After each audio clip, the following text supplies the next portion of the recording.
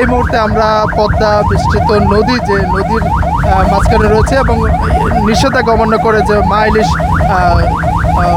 যে তারা ধরতে জেলেরা নেমেছেন এবং সেই দৃশ্যই কিন্তু দেখতে পাচ্ছেন। এবং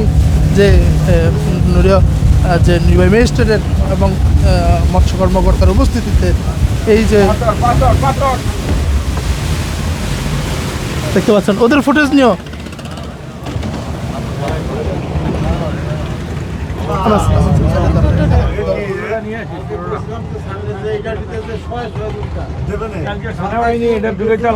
দর্শক দেখতে পাচ্ছেন যে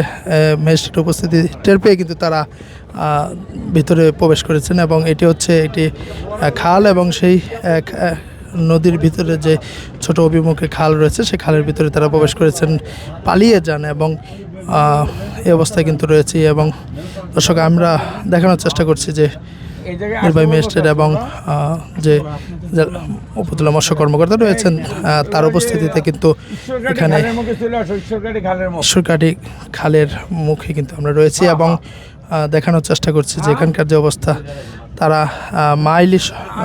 নিষেধাজ্ঞা অমান্য করে নদীতে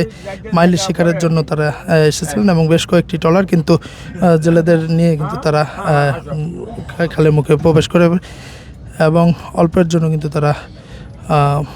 খালের মুখে প্রবেশ করেন। এবং দেখতে পাচ্ছেন যে নদীর তীরে দেখতে পাচ্ছেন যে উৎসুক মানুষের ভিড় রয়েছে এবং এখানে তারা কিন্তু জাল ফেলে কিন্তু তারা